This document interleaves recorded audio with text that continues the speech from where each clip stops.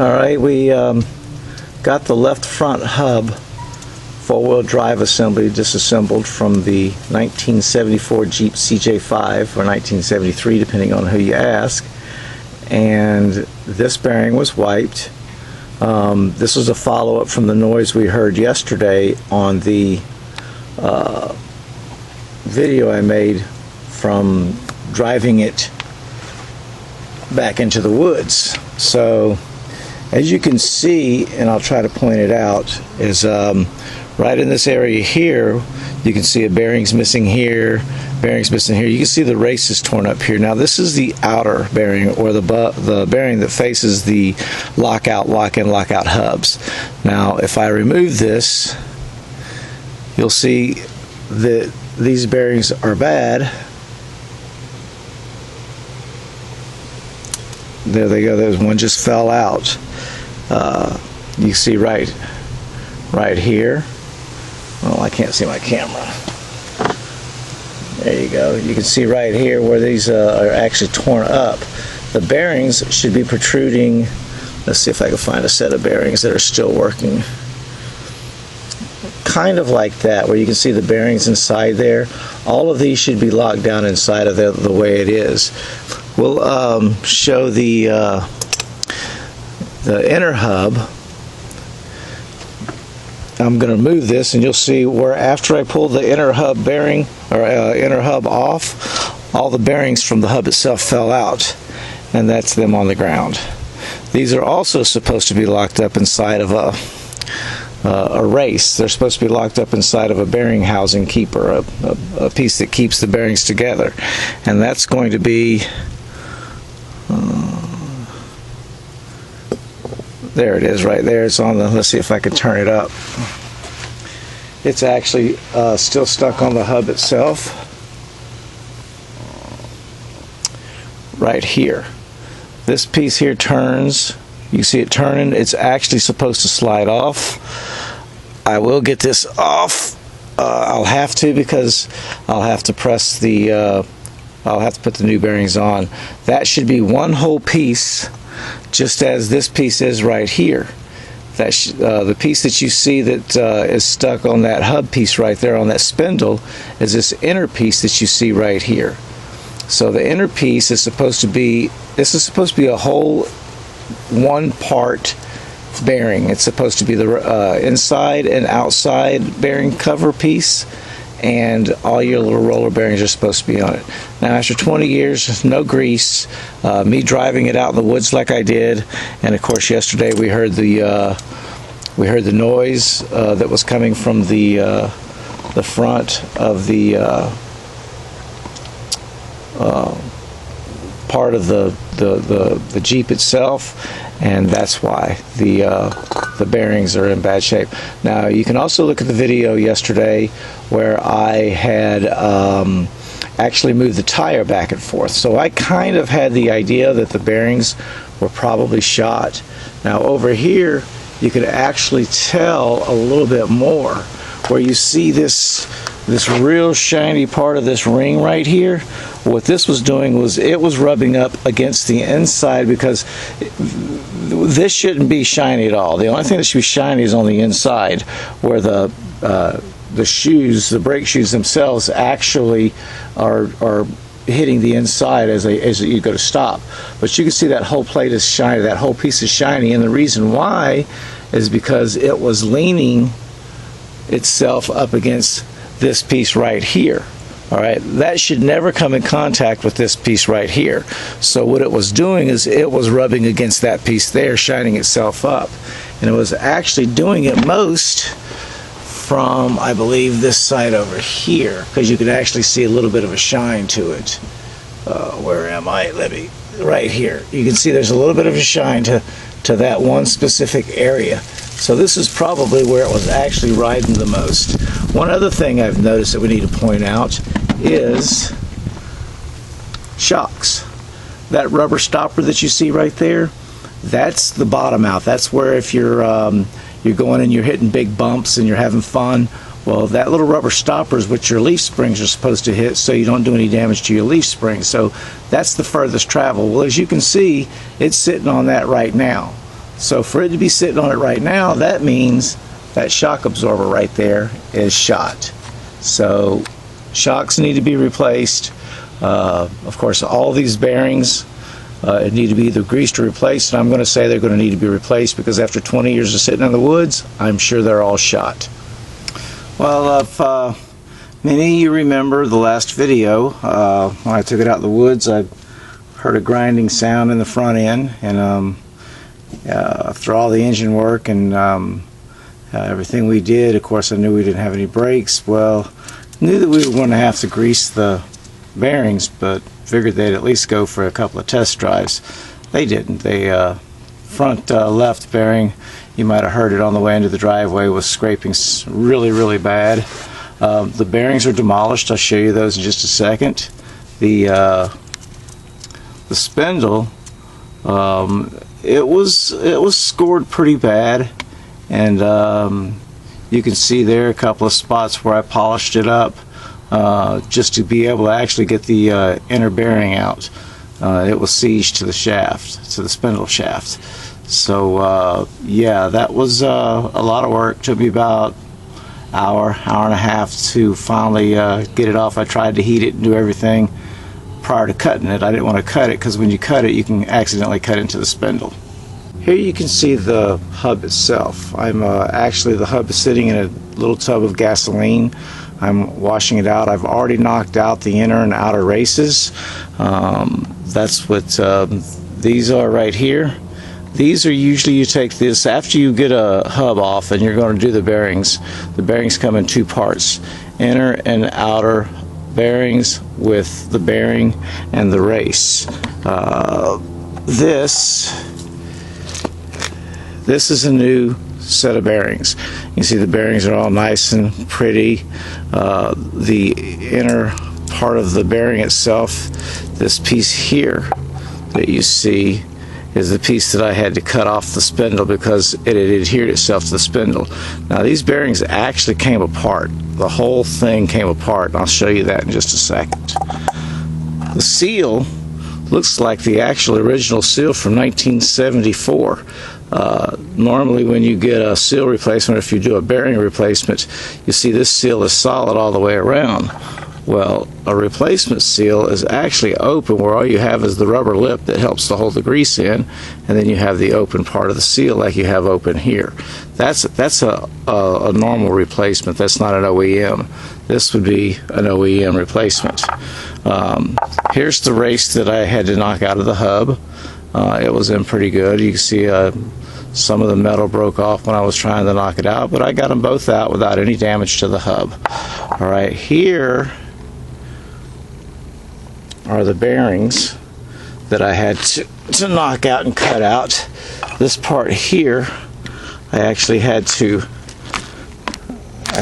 cut this piece out, cut it off, because it was sieged to the spindle itself, and that's why I had to cut this off the spindle, and then I had to polish the spindle from where I made a couple of gouge marks. Now this piece is the same as this piece here on the inside. These should not come apart. These are solid. This is a solid piece. As you can see with this one here, it's separated from the bearings. Now here's a few of the bearings that I cleaned up in gasoline, so you can see how they're actually scored. They got little curves in them. They're wore pretty good. Those have been eaten into the metal, eaten into the spindle, eaten into the bearing piece. And like I said, if you see these bearings, they're all supposed to be really shiny and bright and rounded all the way around. Here is the old bearing. I kind of cleaned it up just a little bit. As you can see, the difference between this bearing and the new bearing. You'll see where the actual metal components of the retainer is all flattened out. That's because that's where it was wearing on the hub. After these bearings fell out, this is what was riding on the hub, and this will tear up the spindle and the hub complete. Now this, at least the retainer didn't fall out, but a lot of the bearings fell out. The other bearing, inner bearing that fell apart that I had to cut off, the piece, it just is totally obliterated. It's gone. These are bearings still left in grease. I didn't wash them all, but they all came apart. They were all in the hub. Now, what I'm going to do, what most people would do from this point here, is you would take your new races. Just to give you an idea, this piece fits inside the hub and is stationary to the hub. And then this piece slides over your spindle. And when this piece here that's attached to the hub, well, when you slide this over the spindle, they mate like this. And then this is all how it's supposed to work. The wheels which actually turning, so this piece is what's turning, and this piece here is what's staying stationary to the spindle. So you can see how it's supposed to work. It's supposed to spin and work. Now, this part you can take off just by taking off the bolt or the nut that holds the hub on. You'll be able to take your bearings and your hub off. But 90% of the people that do these actually take the hub to a machine shop because you have to press these out. Well, I don't press them out. If you know what you're doing, you can knock them out. I use a flathead chisel, a bullnose chisel, and a hammer, and then you have to pop it out evenly. You've got to be very careful not to score your hub.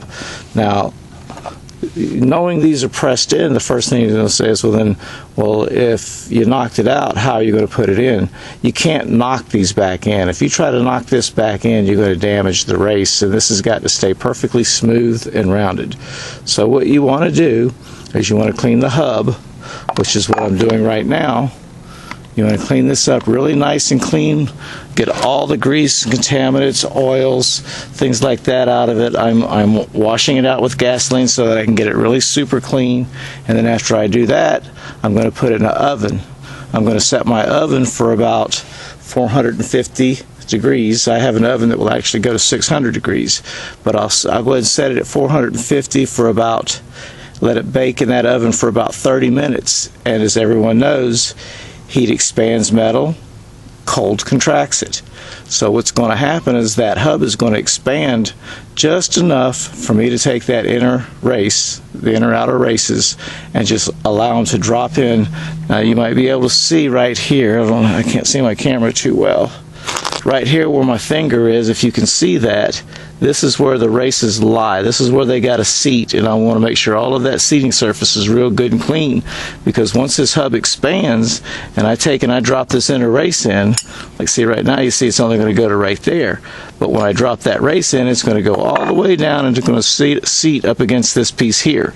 I have to do it fairly quickly because it will cool fast, and when it cools it will contract, and once it contracts that race will be locked in. There will be no getting it out. If I have to knock it out, then I got to go buy a new race. Okay, I got my oven set for 475. I'm going to set a timer on my smartphone for 30 minutes, and when I come in I'm going to pull it out and I'll set it right here on, it's sitting right here now on top of the stove. I'm going to go get a board and set a board. You'll see that piece of aluminum foil. What you want to do is you want to put a piece of aluminum foil on the rack, and then you want to put the hub on the aluminum foil. In the event that there is some residual grease, it'll drop out and be retained on the aluminum foil. I highly suggest to anyone, all you married men, do this procedure when your wife is gone, because if she finds out you put a hub in her oven, she's liable to come unglued.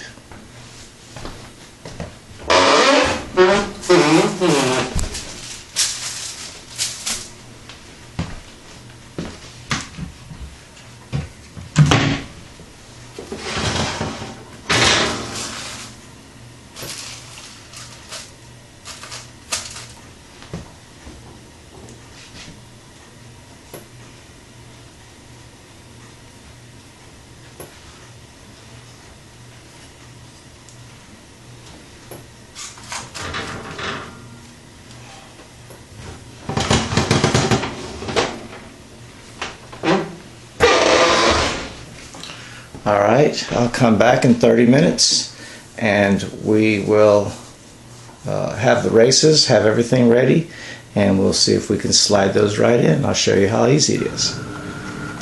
Alright, it's been about an hour, maybe just a little bit over an hour, at 450 degrees Fahrenheit.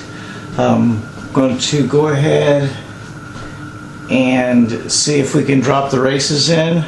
Now, if they go in but they don't go all the way down, it's quite okay to use a hammer and a piece of wood. You don't want to use metal or anything that could score or damage the steel. The old saying I used to have is always use a material that's softer than the material that you're going to be tapping on or working on. So let's go ahead. I got a set of welding gloves, a hammer, and the races. And we'll go ahead and see if, and I'm going to turn on this light, see if that gives us any more light. All right, and we'll see if it's ready.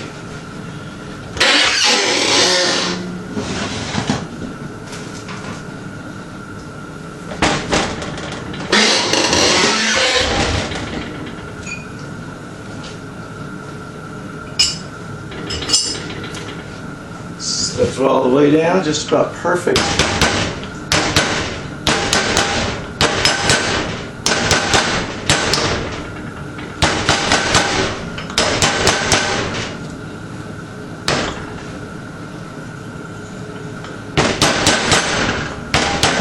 I went ahead and edited, took out about the last 4 minutes of the video.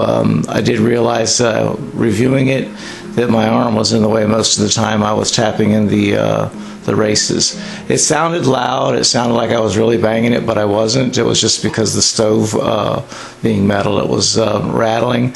I used a dowel, about a 3/4 inch dowel and a hammer. When I dropped the races in, when I dropped the inner and outer races in, they went all the way down, probably within the 16th to a couple 64ths, somewhere around in there. So all I had to do was gently tap them, and they seated into the hub just perfectly. The next video, we're going to be putting together the hubs, greasing the hubs, showing you how to assemble the hub in the 4-wheel drive assembly, and make sure it's all greased.